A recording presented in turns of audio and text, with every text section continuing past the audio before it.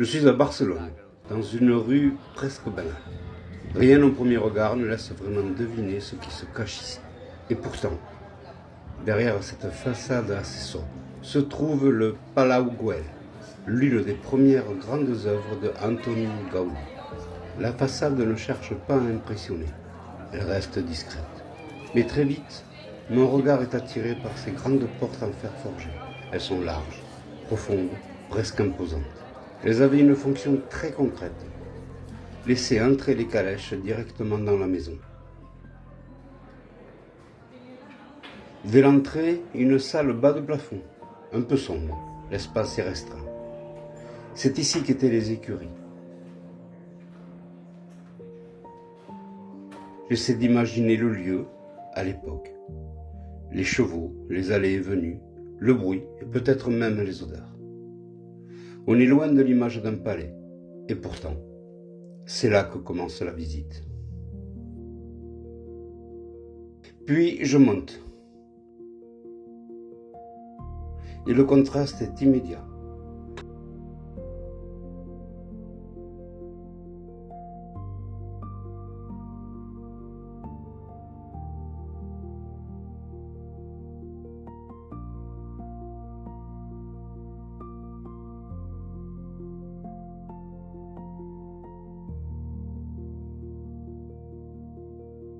Le vestibule s'ouvre.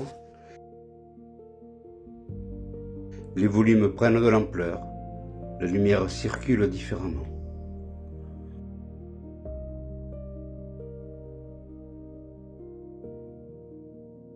Je n'ai plus la même sensation d'espace. Ici, on n'entre pas simplement dans une maison. On est accueilli, presque mis en scène.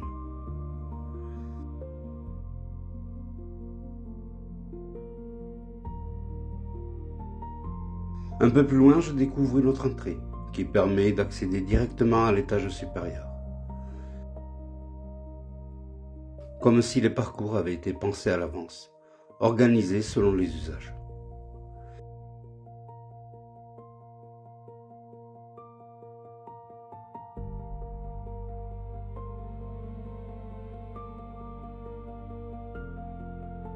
En arrivant au premier étage, je ralentis.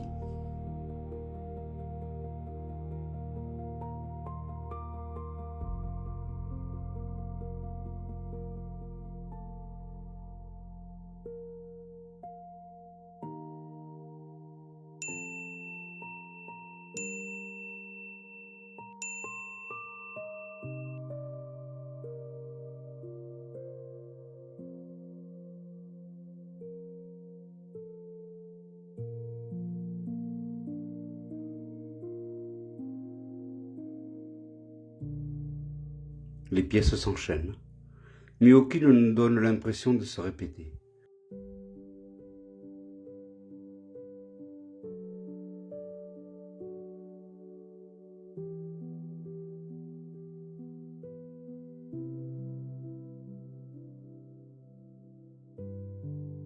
Chaque espace a sa propre atmosphère.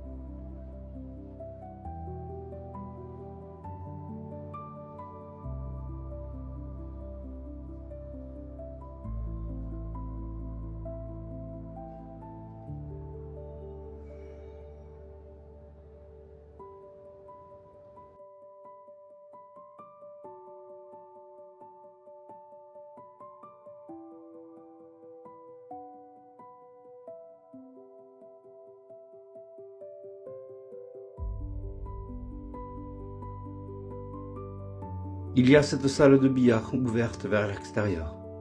Je ne m'y attendais pas. L'ambiance est plus légère, moins solennelle. On devine un lieu de vie, de détente. Une respiration.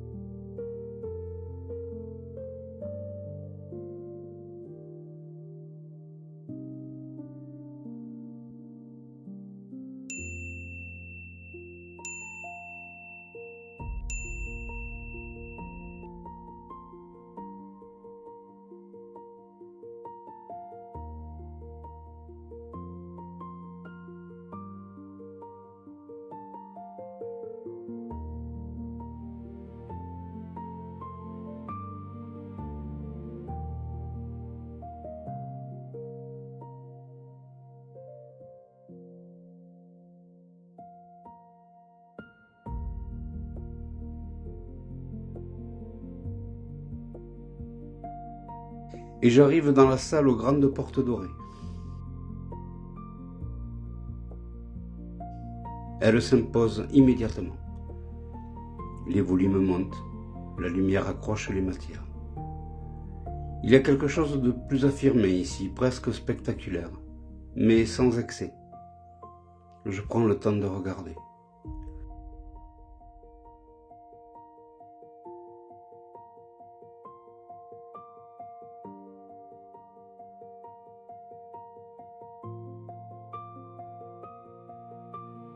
C'est une pièce centrale, un point d'équilibre dans la maison.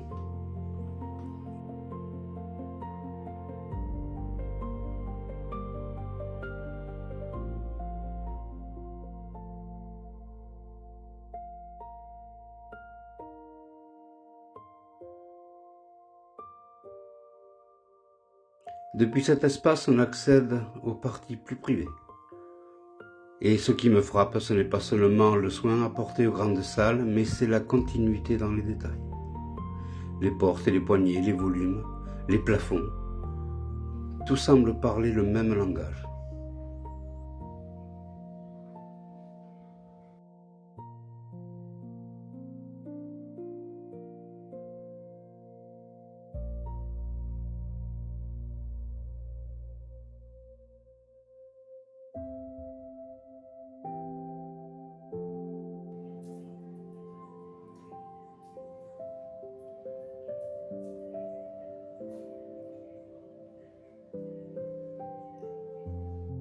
Même les espaces les plus simples ne sont jamais laissés de côté. Rien n'est vraiment neutre. Je continue à avancer. Certaines pièces me marquent davantage, sans que je sache toujours pourquoi. Parfois c'est la lumière, parfois une matière, ou simplement une sensation. Mais jamais une impression de répétition.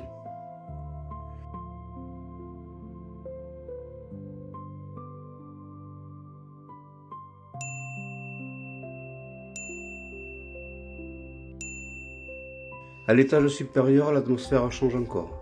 Lors de ma visite, une exposition était en cours d'installation et il n'y avait pas grand-chose à voir. Et pourtant, ce presque vide crée une forme de calme, comme une transition.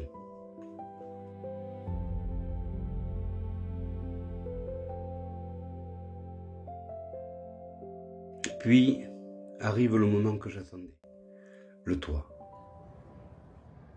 J'y monte avec curiosité, sans trop savoir à quoi m'attendre. Et là, quelque chose change. Les cheminées deviennent des formes sculptées. Les lignes se libèrent. Les couleurs apparaissent. Et j'ai l'impression que Gaudi se permet davantage ici, comme si les contraintes disparaissaient. Chaque élément semble unique, mais ce n'est pas seulement une question d'esthétique. Après les espaces intérieurs, parfois denses, le toit offre de l'air, de l'ouverture. Je prends le temps. Je regarde la ville autour et ses formes presque irréelles juste devant moi. Il y a quelque chose de très apaisant.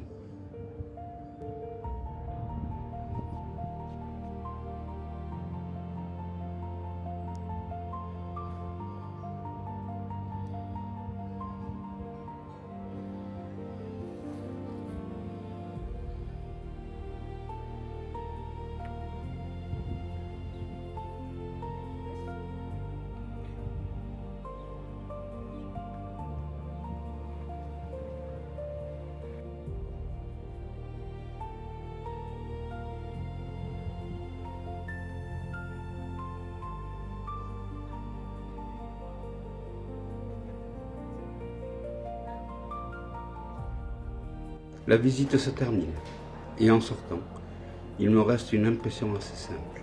Le Palau Güell ne cherche pas à impressionner à chaque instant. Il se découvre progressivement.